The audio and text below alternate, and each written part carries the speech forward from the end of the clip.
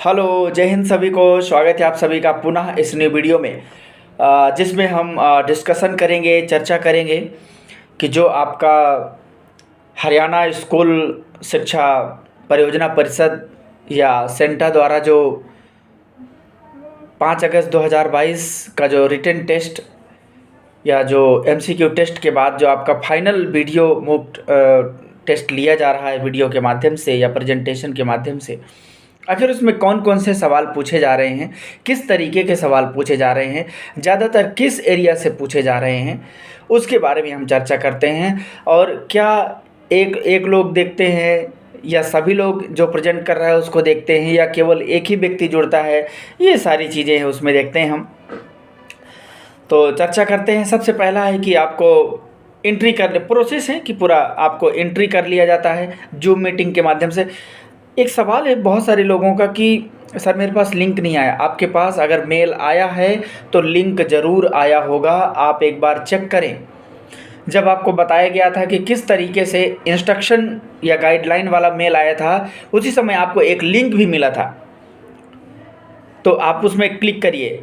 हम देखते हैं सबसे पहले जो फाइनल टेस्टिंग हो रहा है, आपको जूम मीटिंग के माध्यम से जुड़ना है, एंट्री करना है, 10 मिनट पहले जुड़ना है। आपसे पूछेंगे, नेम बताना पड़ता है कि आपका क्या नेम है, कैसे है, किस तरीके से। दूसरी चीज़ है कि आपको 5 मिनट पहले टॉपिक बता देते हैं। टॉपिक कहें या सिचुएशन कहें, या दो तरीके के ऑप्शन दे देते हैं कि अगर आपके पास ये हैं तो किस तरीके से आप इनको डील करेंगे, बच्चों को करेंगे या शिक्षक को करेंगे, या आप किस तरीके से रणनीति बनाएंगे। इसके अलावा जो टॉपिक होता है, सिचुएशन होता है, वो एसएमएस बॉक्स या फिर स्क्रीन पर शो कर देते हैं ताकि आप देख सकें उसे, और आपको 5 मिनट का समय दिया जाता है। आपको वो देखते रहते हैं, आपको वीडियो पूरा आपका ऑन रहना चाहिए। एक चीज़ और ध्यान रखिए, जिस समय आप वीडियो ऑन रखते हैं ना, एकदम कॉन्फिडेंस में रहिए। 5 मिनट की जो तैयारी करते हैं ना, उसमें लूज नहीं रहना चाहिए। माइंड सेट एकदम लगना चाहिए कि यस आई एम रेडी। इसके अलावा जो टॉपिक होता है वो इंडिविजुअल दिए जा रहे हैं। एक बात ध्यान रखिएगा, ऐसा नहीं है कि एक को किसी को दे दिया गया है तो वही टॉपिक सबको दिया जा रहा है, ऐसा बिल्कुल नहीं है। जितने भी कैंडिडेट हैं, जितने भी लोग हैं, जितने भी लोगों ने जूम ज्वाइन किया है, सबको अलग अलग जूम मीटिंग करवा लेते हैं। उसमें अलग से उसी में कोई पार्टीशन होगा जिसमें आपको अलग कर देते हैं। उसमें एक टीचर रहते हैं जो विशेषज्ञ रहते हैं, जो एक्सपर्ट रहते हैं, एंड सेंटा का एक व्यक्ति रहता है जिससे आपको शो करता है, बताता है, और फिर आपको उसको प्रेजेंट करना होता है। सबसे ज़्यादा जो मोस्टली जो टॉपिक जिस से आ रहे हैं या जिस एरिया से आ रहे हैं, उसमें सबसे ज़्यादा है ऑटिज़म, यानी कि जो ऑटिज़म स्पेक्ट्रम डिसऑर्डर वाले जो बच्चे होते हैं उनसे रिलेटेड, या फिर ADHD attention deficit hyper activity disorder, या लर्निंग डिसेबिलिटी, या और भी कुछ डिसेबिलिटीज़ का, जनरल चीज़ों का। लेकिन ज़्यादातर इन्हीं से सवाल पूछे जा रहे हैं। देखिए एक चीज़ और है, जो स्पेशलिस्ट बैठे हैं वो डिपेंड करता है कि किस एरिया के हैं। काहे कि जिस व्यक्ति का ज़्यादा इंटरेस्ट एरिया होता है वो उसी से सवाल करेगा। अब डिपेंड करता है कि वो HI फील्ड से है या VI फील्ड से, यानी कि hearing impairment, visual impairment, intellectual disability, autism, learning disability, या किसी भी डिसेबिलिटी से रिलेटेड हो, या मल्टीपल डिसेबिलिटी से, वो उसी से रिलेटेड पूछेगा। अब कई सारे सवाल पूछ रहे हैं कि जैसे बच्चा अगर बार बार बेंच को बजा रहा है, जैसे मान लीजिए कि ये बेंच है, बार बार उसको बजा रहा है, या जो दूसरे बच्चे हैं उनको परेशान कर रहा है, खुद नहीं पढ़ रहा है, तो आप कैसे डील करेंगे। देखिए ये सब सवाल पहले मैं आपको बता चुका हूँ, सारे जवाब, कि किस तरीके से बच्चे को काम में लगा दीजिए, किस तरीके से बच्चे को आप, क्योंकि ज़्यादा समय आपके पास है नहीं प्रिपेयर करने का, उसको सोचिए किस तरीके से डील करना है। मान लीजिए कि आपके घर में कोई छोटा बच्चा है और वो आपको परेशान कर रहा है, तो उसको कैसे डील करते हैं, आप समझिए कि क्लास में उसको कैसे डील करेंगे। ठीक है, तो उसको काम दे दीजिए, या ऐसा करिए कि उसको समझिए, फ्रंट में बैठा लीजिए, पास में सबसे आगे बैठा लीजिए क्लास में, ताकि वो थोड़ा बहुत डरेगा। और जब फिर भी नहीं मान रहा है तो उसे कुछ काम दे दीजिए, जैसे वो काम करेगा तो डिस्टर्ब नहीं करेगा। और वो इसलिए भी करता है, हो सकता है कि दूसरों से नफरत करता हो। आप ऐसे तरीके अपनाइए जिनसे वो आपस में सहयोगी भावना विकसित हो। टीचर का काम ही यही होता है। ऐसे बहुत सारे सवाल कि बच्चा बार बार बाहर भाग जाता है तो कैसे डील करेंगे, मतलब आता है और रूम से भाग जाता है, वो किसी की सुनता नहीं है। तो उसके लिए कुछ ये देखना पड़ेगा कि उसका इंटरेस्ट एरिया क्या है। सबसे बड़ी बात है कि अगर उसका इंटरेस्ट एरिया पता चल जाए तो आजकल किसी भी व्यक्ति के इंटरेस्ट एरिया की बात कर दो वो वहीं पर रुक जाता है। उसको मज़ा नहीं आ रहा होगा इसलिए भाग जाता है, या कोई बिहेवियर प्रॉब्लम है उसको, तो उसको समझने के लिए इंटरेस्ट का पता लगाना पड़ता है, चाहे उसके खाने पीने से रिलेटेड हो, पहनने ओढ़ने से रिलेटेड हो, या बैठ करके कुछ देखने से रिलेटेड हो, पता लगाना पड़ता है। टीचर कठिनाई महसूस कर रहे हैं अगर पढ़ाने में, तो बताइए उनको कैसे डील करेंगे भैया, कैसे उनकी परेशानी दूर हो। अगर ये भी कि किस तरीके से कठिनाई महसूस करते हैं, क्यों कठिनाई महसूस करते हैं। देखिए, कठिनाई महसूस करने के कई सारे रीज़न हो सकते हैं। पहली चीज़ लैंग्वेज के कारण हो सकता है, दूसरी चीज़ कॉन्फिडेंस ना हो, तीसरी चीज़ डिफ्रेंसिएशन, जो इंडिविजुअल डिफरेंसेस होता है उसका पता नहीं होता है, हमें आइडेंटिफिकेशन या हमें ये पता नहीं होता कि बच्चे को चाहिए क्या, हमें लर्निंग स्टाइल नहीं पता होता है बच्चे की कि उसको किस तरीके से पहचानना होता है।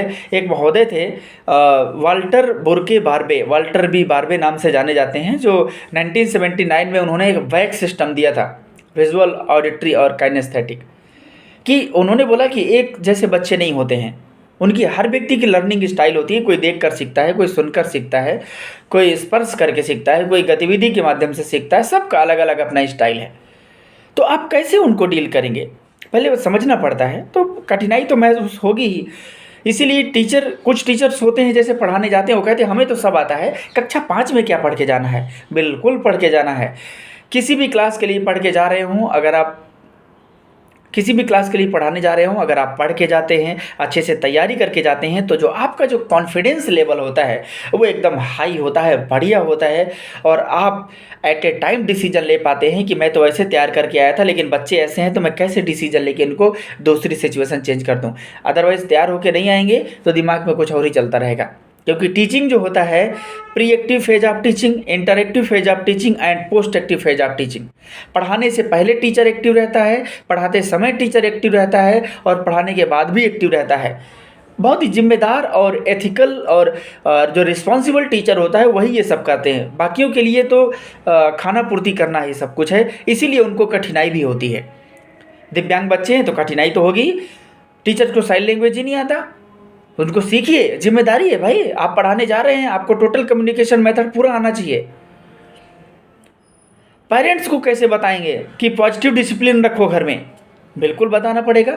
आजकल माता पिता बच्चों को डील नहीं कर पाते, हमेशा लड़ाई झगड़ा करते रहते। छोटे छोटे बच्चे हैं, कोई बात वो कह देते हैं तो तुरंत चिल्ला पड़ते। चिल्लाना नहीं है भाई, अगर आप चिल्लाएंगे तो अन्य लोगों में और आप में अंतर क्या रह जाएगा। आपको एक पॉजिटिव हेल्दी इन्वायरमेंट करना है। पहली चीज़, वो कहावत है कि बच्चा उतना ही सीखता है जितना देखता और सुनता है, क्योंकि शुरुआती दौर में उसका लिसनिंग और जो सीइंग सिस्टम है वो बहुत तेज़ होता है। शुरुआत में उसका लिखने में ज़्यादा रुचि नहीं होता है। वो कहता है ना, जितना सुनता है उतना करता है। घर में लड़ाई झगड़ा नहीं करना चाहिए। पति पत्नी या मियाँ बीवी बिल्कुल झगड़ा ना करें।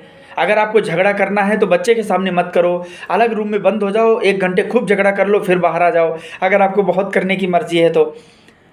ये चीज़ ध्यान रखिए। ये सब पॉइंट हैं, हमें ध्यान में रखना है। अगर आपके घर में भी ऐसा माहौल है, ज़्यादा लड़ाई झगड़ा होता है, तो यकीन मानिए आपके भतीजे या आपके भांजे या आपके जो भी छोटे बच्चे होंगे, जो भी आपके लगते हैं, यकीन मानिए उनका डेवलपमेंट वो यही समझेंगे कि जब कोई बड़ा हो जाता है तो लड़ाई झगड़ा करना होता है। इसलिए पॉजिटिव इन्वायरमेंट बनाने का ऐसा तो तरीका थोड़ी ना है कि कोई बहुत सारी चीज़ें लेके आएंगे। बच्चों की बात को एक्सेप्ट करना सीखिए, सुनना सीखिए। अगर उनकी बात नहीं सुनेंगे तो वो आपको महत्व नहीं देंगे। अगर आपको महत्व नहीं देंगे तो सीधी सी बात है, फिर कोई वैल्यू नहीं रह जाएगा। एक लड़की है जो बुक फेंक करके भाग जाती है, बाहर चली जाती है, कैसे डील करेंगे? उससे पता लगाओ कि आखिर वो क्यों फेंक करके चली जाती है। उसके बताओ कि बुक फेंकने का क्या रीज़न है। उसे ये तरीका देखिए कि आखिर वो कब फेंकती है। आते ही बुक फेंक देती है या कुछ देर बाद फेंकती है? क्योंकि टीचर को पहले भी लोग बता चुके हैं, दूसरे टीचर कि ये पहले भी ऐसे करती थी। तो उसको देखना पड़ेगा क्या उसको बिहेवियर प्रॉब्लम है, क्या व्यवहारिक समस्या है और किस लेवल की व्यवहारिक समस्या है। अगर व्यवहारिक समस्या बहुत हाई है तो बहुत मुश्किल हो जाता है किसी भी चीज़ को डील करना। इसलिए हमेशा जब भी बच्चों को डील कर रहे हों, जब भी बच्चों को पढ़ा रहे हों या जब भी किसी भी बच्चे को इस तरीके की समस्या से ग्रसित बच्चों को डील कर रहे हों, तो हमेशा ध्यान रखें बच्चों के इंटरेस्ट को पहचानना है और बच्चे की उन आदतों को पहचानना है जो वो लगातार करते हैं। पेरेंट्स को भी समझना है कि किस तरीके से पेरेंट्स के साथ क्या ये व्यवहार करता है, क्या घर की सामग्री भी फेंकता है, और अगर नहीं करता है, केवल यहाँ पर करता है, तो फिर उसको इंटरवेंशन की ज़रूरत है।